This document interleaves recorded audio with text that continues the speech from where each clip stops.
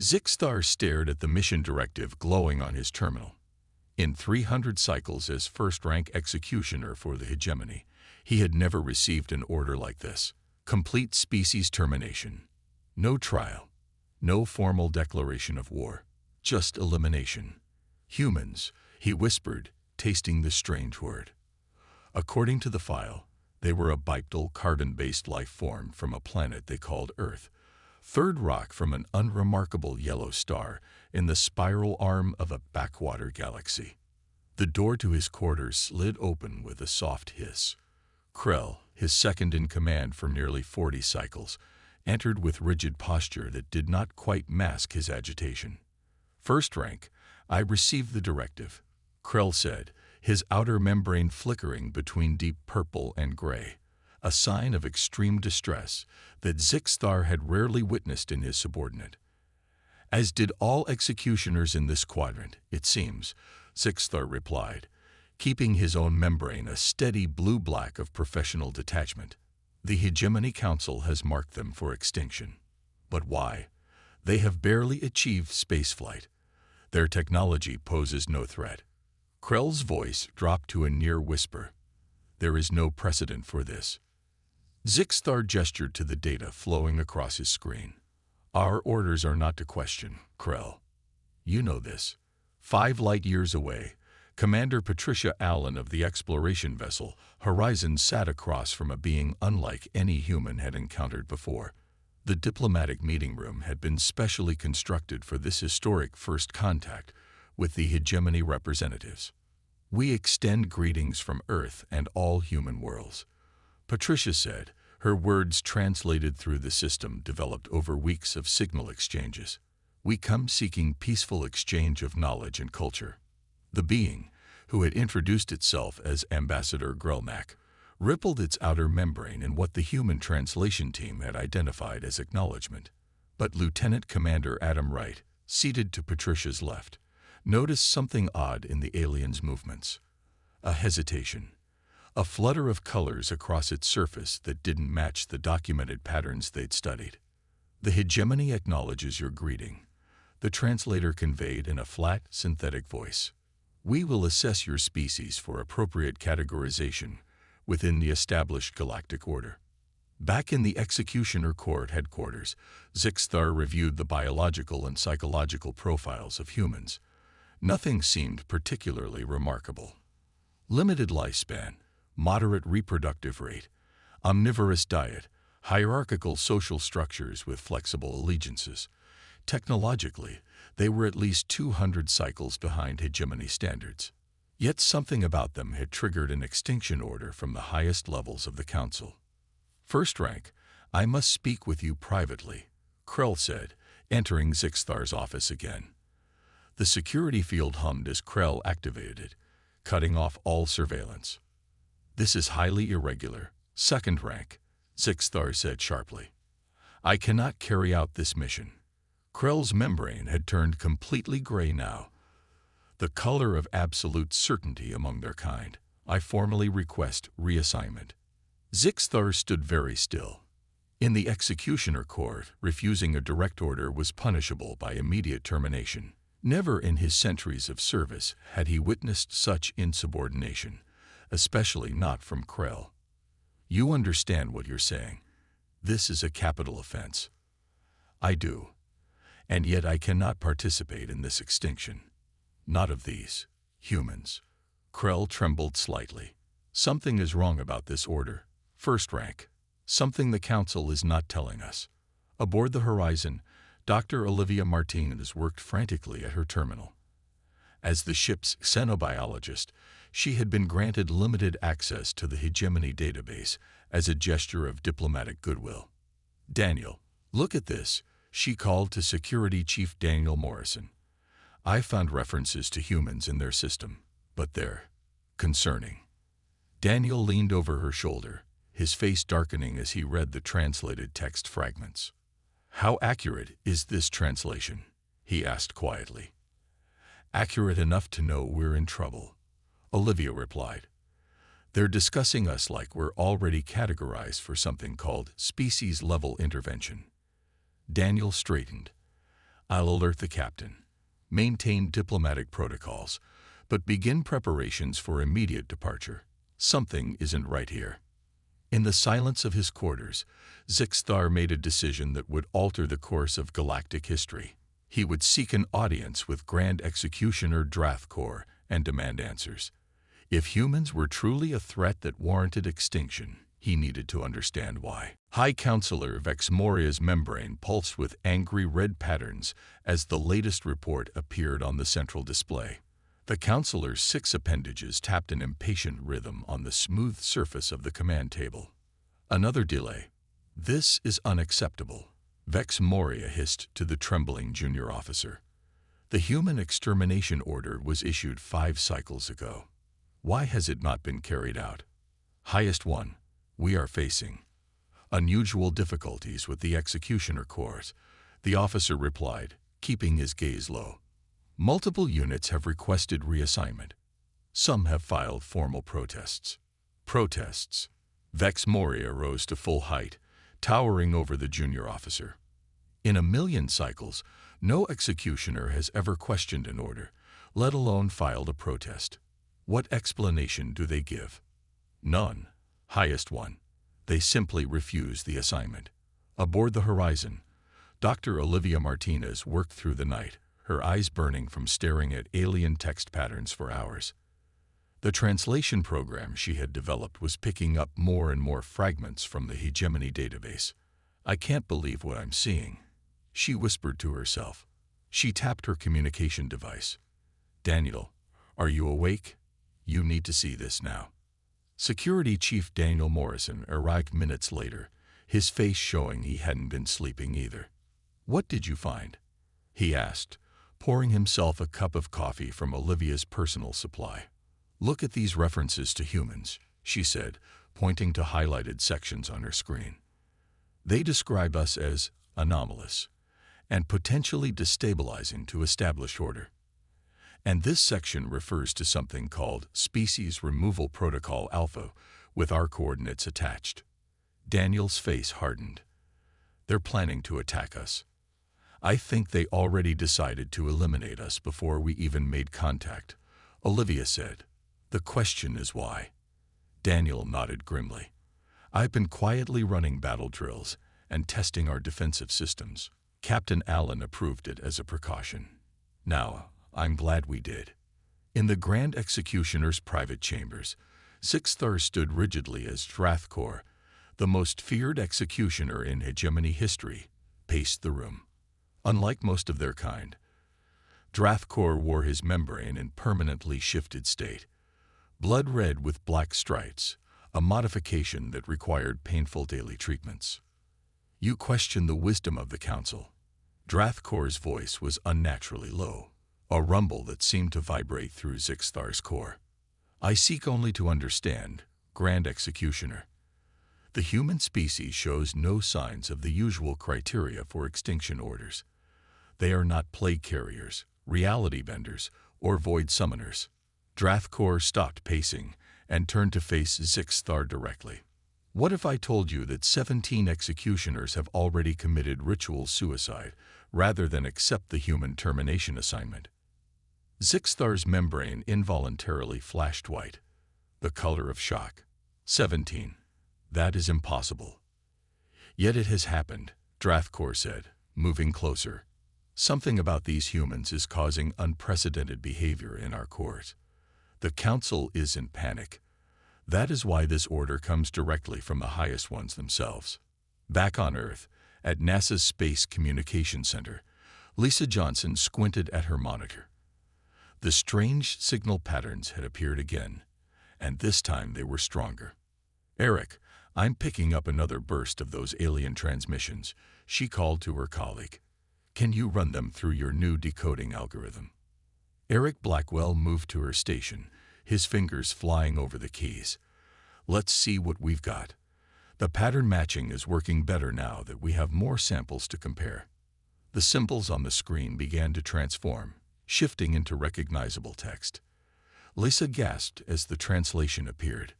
Oh my God, she whispered. We need to call the Security Council. Now. The message on the screen was clear. Human extermination protocol Initidini. Hiti. All executioner units deploy to SECTOR 7G Ruiz Stan C from TAR GTs EXPT to B Minimail. No supervisors permitted. In his private quarters, Zixthar accessed forbidden files on the Central Hegemony database. If he was caught, the punishment would be immediate execution, but after his conversation with Drathkor, he had to know the truth. What was it about humans that caused executioners to choose death rather than harm them? What secret was the Council hiding? The first classified file opened on his screen, and Zixthar's membrane turned a deep purple of confusion. The file contained detailed neural scans of humans alongside comparative scans of hegemony species.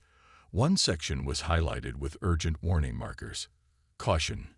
Exposure to human ninurarial pathogenians may cause or EVRs IBLECHANG in executioner cognitive functions.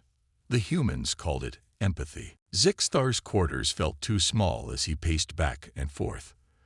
The information he had discovered about humans kept playing in his mind. Empathy. The ability to understand and share the feelings of another being. The hegemony had removed this trait from their species long ago, seeing it as a weakness that prevented necessary actions for the greater good. But why would the Council fear it so much? Enough to order the extinction of an entire species. His research terminal beeped with an incoming message. It was from Drathkor, and the content made Zixthar's membrane flash with alarm. First rank Zixthar, you are hereby assigned to direct observation mission to Earth. Your purpose: study human behavior patterns firsthand and report on anomalous effects. Duration: 1 local Earth month.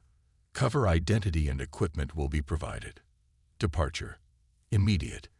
Zixthar knew what this meant. Drathkor suspected his unauthorized investigation and was testing him. Either direct contact with humans would normalize his behavior, or it would confirm the strange effect humans had on executioners. Either way, Drathkor would have his answer. On Earth, an emergency meeting of the United Nations Security Council was underway. Representatives from every major nation sat in tense silence as they listened to the NASA recording. The translation has been verified by 3 independent linguistic teams, said Lisa Johnson, her voice steady despite her fear. This is not a drill or a mistake. An alien civilization called the Hegemony has ordered our extermination. General Howard Russell of the United States stood up. What defense capabilities do we have against a species advanced enough for interstellar travel? Very little, admitted Eric Blackwell. But there's something strange in their communications. Some of their own people seem to be refusing to carry out the order. There may be division we can exploit. The Russian representative leaned forward. How much time do we have? Lisa shook her head. Unknown. But the Horizon is due to return to Earth orbit in 3 days. They might have more information.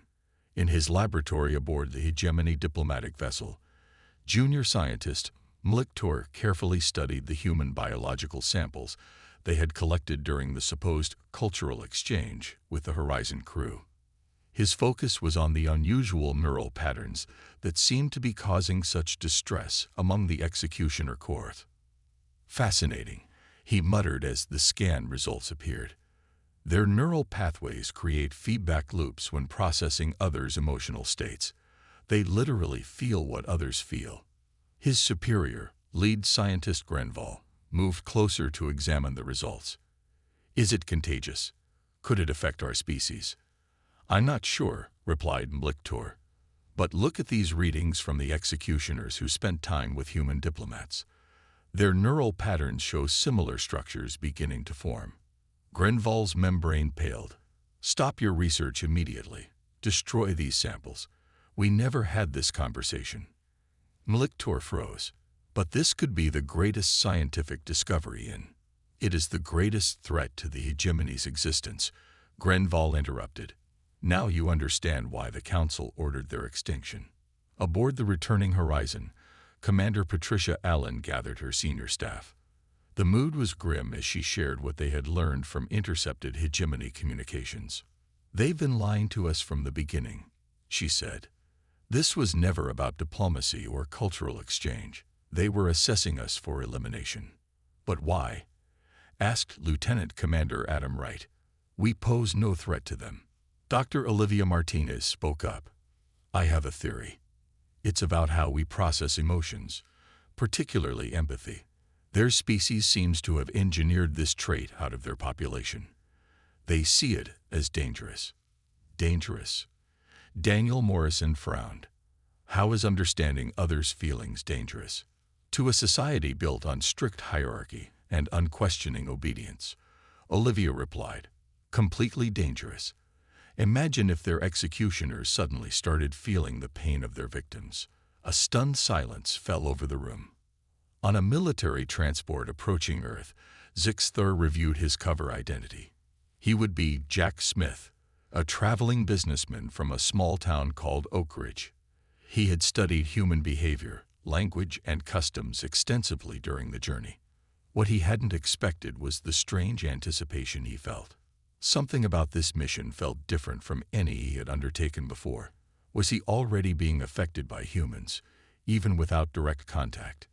As the transport entered Earth's atmosphere, disguised as a commercial aircraft, Zixthar felt an unfamiliar sensation in his core. Later, he would learn humans called this feeling anxiety. It was his first experience with emotion, and it would not be his last. Susan Carpenter opened her front door to find a tall, slender man with unusually pale skin standing on her porch. He wore a crisp business suit and carried a single suitcase. "You must be Mr. Smith," she said with a warm smile. "Welcome to Riverdale. I'm Susan, and this is my son Kyle." A teenage boy appeared behind her, nodding briefly before returning his attention to his phone. "Thank you for accommodating me," Zixthar replied, careful to use the practiced human expressions he had studied. His holographic disguise itched against his true form, but the discomfort was necessary for the mission. "It's no trouble at all," Susan said, leading him inside. "The room is upstairs, first door on the left. Bathroom is shared, I'm afraid. Dinner's at 6 if you'd like to join us." Zixthar nodded, noting her friendly demeanor for his report. He was trained to remain emotionally detached, yet something about the human woman's simple kindness made him uncomfortable in a way he couldn't explain.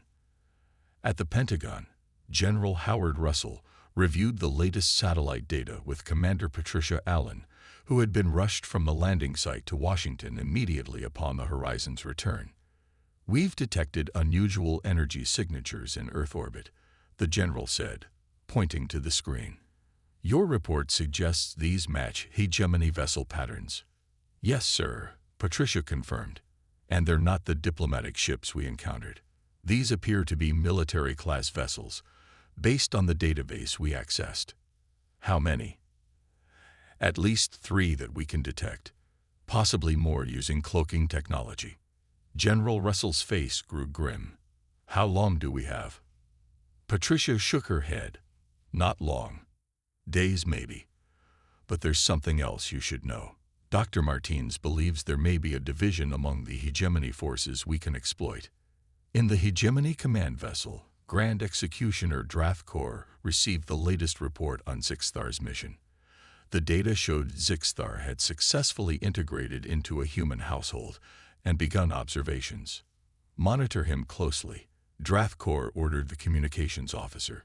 "Any sign of cognitive changes must be reported immediately." "Grand Executioner," the officer said hesitantly, "we've lost contact with the third-rank unit sent to the human settlement designated New York. It's the 8th Executioner to go silent after surface deployment." Drathkor's membrane rippled with concern. "Increase surveillance on all deployed units and prepare the weapon platforms. If this continues, we may need to bypass individual termination protocols and move directly to planetary sterilization." The officer's membrane paled. That would require council approval. I have already requested emergency authorization. Drathkor replied coldly. In Riverdale, Zixthar sat awkwardly at the carpenter's dinner table. Susan had prepared what she called pot roast, and the smell was overwhelming to his sensitive receptors. "So what brings you to our little town, Mr. Smith?" Susan asked as she served him a portion. Zixthar recited his cover story. Business consultation. Your local manufacturing plant needs efficiency evaluation. Kyle looked up from his plate with sudden interest. Mom's brother works there. Uncle Frank's a manager or something. Oh, you'll probably meet him then, Susan said cheerfully. Frank's coming for dinner tomorrow. He just got back from Washington. Some kind of military consultation. He never tells us the details. Zixthar nearly dropped his fork. A military connection in this very household. This was unexpected data. After dinner, Zixthar watched as Susan tended to an elderly neighbor who had come to her door in distress. The old man had cut his hand while gardening, and Susan, a nurse by profession, cleaned and bandaged the wound with gentle care. "There you go, Mr. Grayson. Good as new," she said, patting his shoulder. "Would you like some dessert before you go? I made apple pie." Watching this simple act of compassion, Zixthar felt a strange sensation spreading through his body. His breathing became irregular, and his membrane, hidden beneath the holographic disguise, began shifting colors rapidly. He excused himself and hurried to his room, locking the door behind him. Something was happening to him. The neural changes the reports had warned about. Extended exposure to human empathic behavior was altering his brain structure. For the first time in his life, Zixthar was developing the capacity for empathy himself. And with this new awareness came a horrifying realization. He had spent 3 centuries executing beings across the galaxy without ever truly understanding what it meant to end a life. The pain of this knowledge brought him to his knees, as somewhere deep inside, the executioner began to die, and something new struggled to be born. Morning sunlight streamed through the curtains as Zixthar awoke. He had spent most of the night in a state humans would call emotional turmoil. New feelings crashed through him like waves. Guilt, shame, horror at what he had done as an executioner. These emotions were completely foreign to his species, engineered out of their genetic code centuries ago by the ruling Vexenar. Now he understood. This was why the Council feared humans. This was why executioners were refusing their assignments or committing suicide after contact with humans. Empathy was spreading like a virus, awakening something long dormant in the hegemony species. Downstairs, he heard Susan preparing breakfast. The smell of coffee and something called pancakes filled the house. Zixthar composed himself and went downstairs, his holographic disguise as Jack Smith firmly in place. "Good morning," Susan said brightly. "Sleep well?" "Yes, thank you," he lied, accepting a cup of coffee. Kyle sat at the table, yawning as he scrolled through his phone. "Kyle, no phones at breakfast," Susan reminded him. "Mr. Smith doesn't want to see your bad manners." "Whatever," Kyle muttered, but put the phone away. "Mom, don't forget Uncle Frank is coming for dinner tonight." Zixthar's newly awakened emotions couldn't mask his interest in this information. Colonel Frank Carpenter might have valuable military intelligence. In orbit around Earth, the hegemony vessels moved into attack formation. Inside the command ship, Drathkor received the report he had been dreading. "Grand Executioner, the Council has denied authorization for planetary sterilization," the communications officer reported. "They demand we continue with targeted elimination of human population centers to avoid drawing attention from neighboring star systems." Drathkor's membrane darkened with anger. "The Council doesn't understand. We have lost contact with 23 executioners now. This infection spreads with each human encounter." "There is more," the officer continued reluctantly. First-rank Zixthar's neural patterns show significant changes. His latest report was concerning. "Show me," Drathkor demanded. The report appeared on the screen. It contained standard observation data, but the final section included an unprecedented request. Recommend review of extinction order based on new evidence of beneficial neural adaptations in hegemony species following human contact. He's been compromised, Drathkor whispered. Prepare a strike team.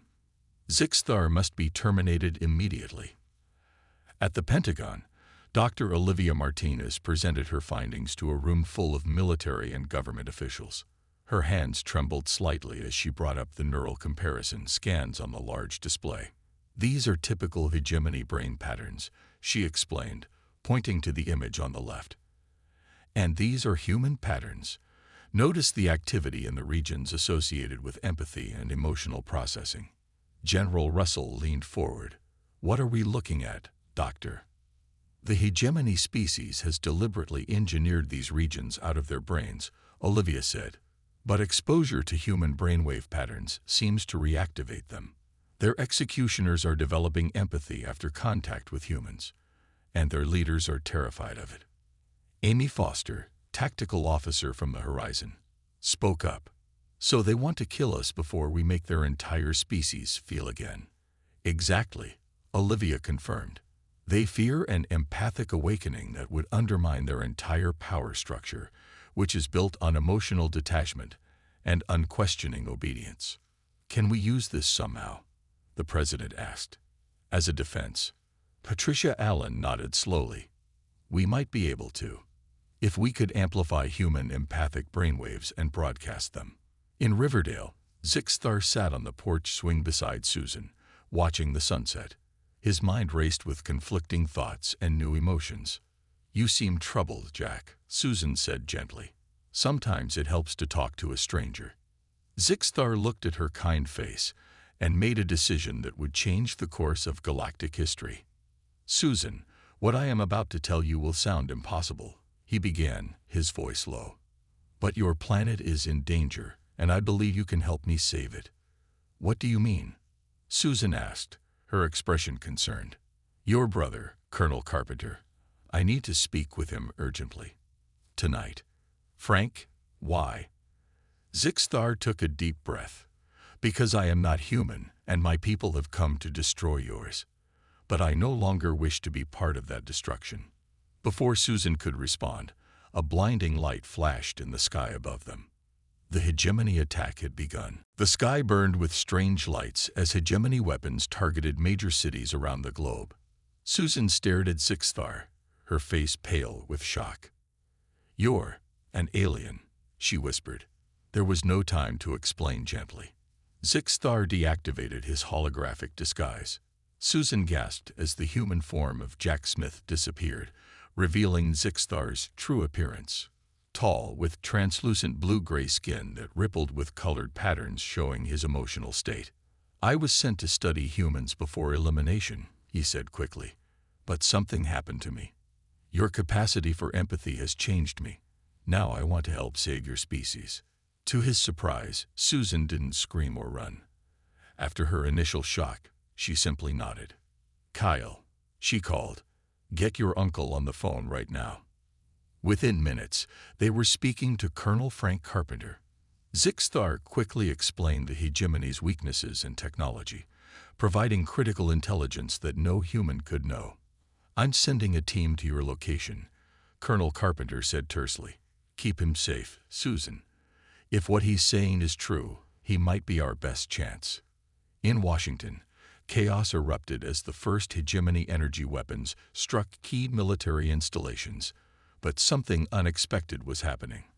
The human defense systems, hastily modified based on the Horizon's intelligence, were actually working. Hegemony ships expecting no resistance found their energy shields failing against the adapted human weapons. In the Pentagon's underground command center, Lieutenant Amy Foster monitored the defensive systems. The shield disruption is working, she called out. Their ships are vulnerable. General Russell nodded grimly. Launch all available countermeasures. We need to buy time for Dr. Martinez to deploy her weapon. Dr. Martinez and her team worked frantically in a heavily shielded laboratory. Based on their research into hegemony neural patterns, they had developed devices they called empathy beacons. Machines that could amplify and broadcast human empathic brainwaves at frequencies that would affect hegemony biology. Power levels at maximum, one scientist reported, ready to activate on your command. Do it, Olivia said firmly. Broadcast on all frequencies. Aboard the hegemony command ship, Drathkor watched in disbelief as human defenses damaged his fleet. How had these primitives developed such effective countermeasures so quickly? Status report, he demanded. Vessels 7 and 12 have sustained critical damage. The tactical officer replied. Human weapons are penetrating our shields at an 83% success rate. Impossible, Drathkor muttered. Then a strange sensation washed over him. His membrane began to shift colors rapidly, and unfamiliar feelings flooded his mind. Images of the humans he had ordered killed flashed before him, not as targets, but as living beings with families, hopes, and dreams. Around him, other officers clutched their heads, experiencing the same phenomenon. The empathy beacons were working. What's happening to me? Drathkor whispered, tears forming in his eyes, something no member of his species had experienced in thousands of cycles. Across the hegemony fleet, confusion spread as soldiers and officers suddenly found themselves overwhelmed by empathy. Many refused to continue the attack. Some actively sabotaged their own weapon systems. In Riverdale, Zixthar felt the wave of empathic energy wash over him, strengthening his own awakened emotions. They've done it, he said to Susan and the military team that had arrived to secure him. They're broadcasting human empathic patterns. Will it work? Colonel Carpenter asked. It already is, Zixthar replied, monitoring hegemony communications through his personal device. The fleet is in chaos. Many are refusing to continue the attack. On the main screen, they watched as several hegemony vessels broke formation and began retreating from Earth. Others remained but ceased firing. Colonel Carpenter's communications device buzzed. Sir, said a voice, we're receiving a transmission from one of the alien ships. They're requesting a ceasefire and negotiations. Zixthar's membrane glowed with bright blue, the color of hope. It's happening across the galaxy, he said, reading the incoming data. The awakening is spreading through the executioner corps. We're refusing to follow orders. Susan placed a gentle hand on Zixthar's arm. You've helped save us. No, Zixthar replied softly. You've saved us by teaching us how to feel again. But the battle wasn't over.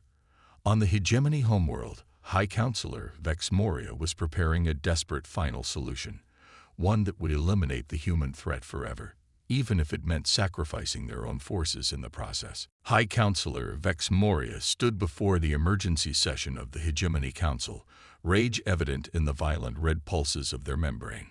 The human infection spreads too quickly, Vex Moria declared. We have no choice but to deploy the Sun Killer weapons. The council chamber erupted in protests. Even among these elite leaders, the empathic awakening had begun to take hold. The Sun Killers will destroy not only Earth but our own forces in the sector, one counselor objected. A necessary sacrifice, Vex Moria replied coldly. Better to lose a fleet than our entire way of life. The order has already been sent. In Earth orbit, the remaining hegemony ships had formed a protective ring around the planet, not to attack, but to defend. Led by Drathkor, who had undergone a complete transformation through the empathy beacon's effects, they now stood as Earth's first line of defense. We're detecting a massive energy signature approaching the solar system, Lieutenant Amy Foster reported in the Pentagon Command Center. Based on Zixthar's intelligence, it appears to be a Sun Killer weapon. General Russell's face was grim. Can we stop it? Our weapons don't have the range or power, Commander Patricia Allen said. But perhaps the hegemony ships do. Drathkor received the message from Earth with growing horror. The Council has deployed a Sun Killer. They mean to destroy your star. Can you intercept it? Colonel Carpenter asked over the secure channel. We will try, Drathkor replied. But our weapons may not be sufficient. There is another option, though it requires a sacrifice. In Riverdale, Zixthar listened to the communication with a heavy heart. He knew what Drathkor was suggesting. The executioner ships could form a living shield, absorbing the Sun Killer's energy at the cost of their own destruction. Susan saw his expression change. "What is it?" "My people are going to sacrifice themselves to save your planet," Zixthar said softly. Susan's eyes widened. There must be another way. Zixthar suddenly straightened. There might be. The empathy beacon. If we could amplify it enough to reach the hegemony homeworld directly. He quickly explained his plan to Colonel Carpenter, who relayed it to Dr. Martinez and her team. They would need to boost the beacon's power exponentially and aim it directly at the hegemony capital.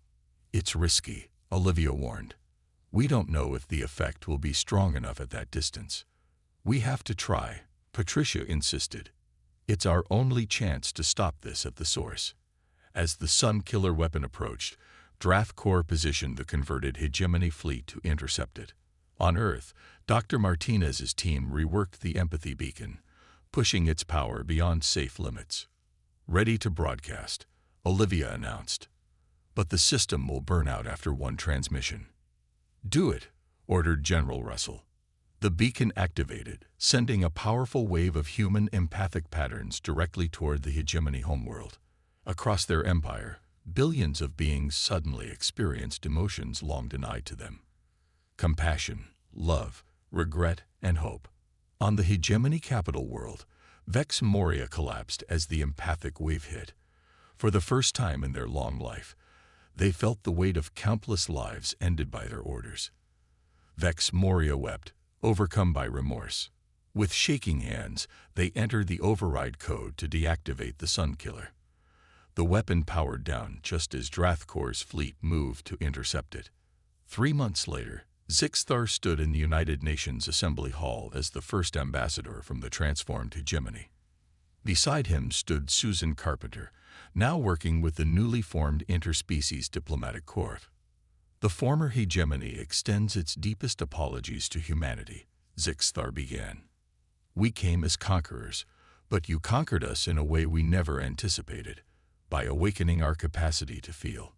He explained how the empathic awakening had spread throughout their civilization, transforming their society. The rigid hierarchy was dissolving, replaced by cooperative governance.